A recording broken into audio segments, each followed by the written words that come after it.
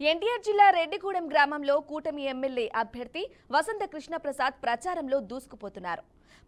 ప్రచారంలో ఆయనతో టీడీపీ నేత యనమల రామకృష్ణుడు పాల్గొన్నారు. నియోజకవర్గానికి వసంత కృష్ణప్రసాద్ నాయకత్వం అవసరమని రామకృష్ణుడు తెలిపారు. చింతలపూడి పోలవరం ప్రాజెక్టులను పూర్తి చేసే బాధ్యత కూటమి ప్రభుత్వం తీసుకుంటుందని వారు స్పష్టం చేశారు. 3 రాజధానుల పేరుతో కొత్త డ్రామాకి సీఎం జగన్ తెరలేపారని వసంత కృష్ణప్రసాద్ మండిపడ్డారు.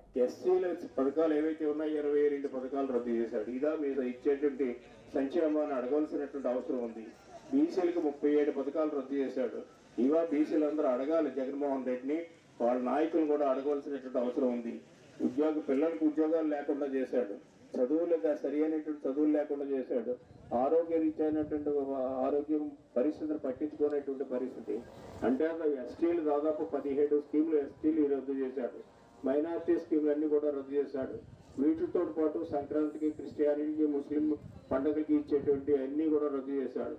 అదేవిధంగా అన్నా క్యాంటీన్లు రద్దు చేశాడు. ఈయన సంక్షేమ పథకాలు ఏం పెట్టాడో మీరందరూ కూడా ఒకసారి ఆలోచించండి. అంచేత తెలుగుదేశం పార్టీ కానీ కూటమి కానీ మొదటి నుంచి కూడా ప్రజల యొక్క సంక్షేమానికి కట్టుబడి ఉన్నటువంటి కూటమి, కట్టుబడి ఉన్నటువంటి తెలుగుదేశం పార్టీ, కట్టుబడి ఉన్నటువంటి మన నాయకులందరూ కూడా ఆ విధంగా చేశాడు. మొత్తం అందరి యొక్క స్కీములు, ఈ బలహీన వర్గాల స్కీములన్నీ రద్దు చేసి నవరత్నాలు అనేటువంటి పేరు పెట్టుకుని నవమోసాలు ఈ రాష్ట్ర ప్రజలకు చేసినటువంటి గనుడు జగన్మోహన్ రెడ్డి అనేది కూడా మీకు ఈ సందర్భంగా మనం చేస్తున్నాను.